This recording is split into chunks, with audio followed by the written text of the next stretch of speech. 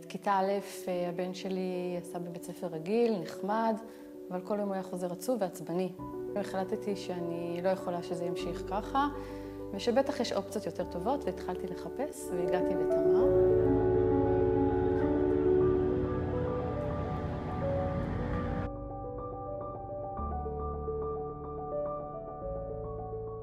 חיפשתי מקום שיתייחס לילד, שהילד במרכז, שיהיו מורים איכותיים שרואים בחינוך מטרה בחיים שלהם, שמעריכים את החשיבות של הנוכחות שלהם והדומיננטיות שלהם בחיים של הילדים. כמו שאני רואה מורה ולדורף, הלב של ההתכוונות שלו בכיתה זה הילדים.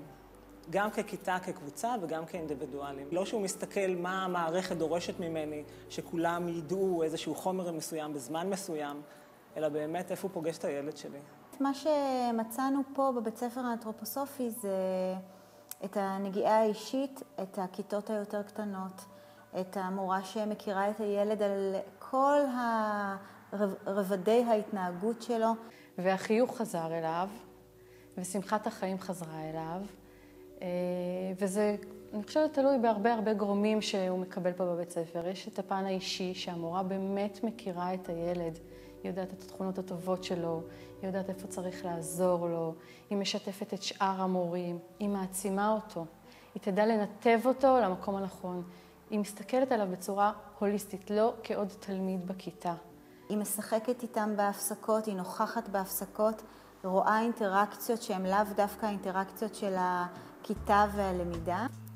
הילד אוהב ללכת לבית ספר. הילדים בבוקר בבית ספר שלנו עומדים לפני דלת הכניסה לכיתה, המורה מחכה להם בפתח, ואחד אחד נכנסים לכיתה, לוחצים יד למורה, המורה מסתכלת לה בעיניים, אומרת בוקר טוב, והיא באמת יכולה לדעת אם זה בוקר טוב.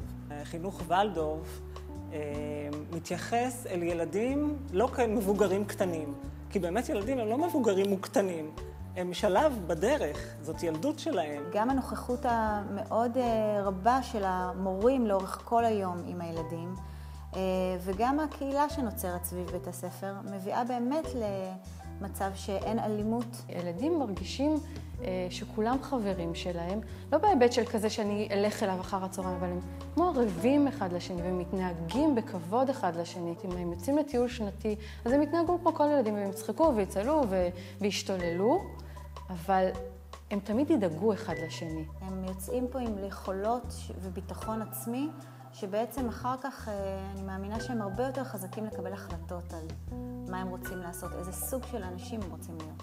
וזה הדברים החשובים לחיים, שאתה לוקח איתך א', ביטחון עצמי שאתה בונה, וב', איך אתה מתנהג כלפי החברה, גם אם לא כולם חברים שלך. ערכים כאלה שאתה באמת, שזה בית חינוך ולא בית ספר.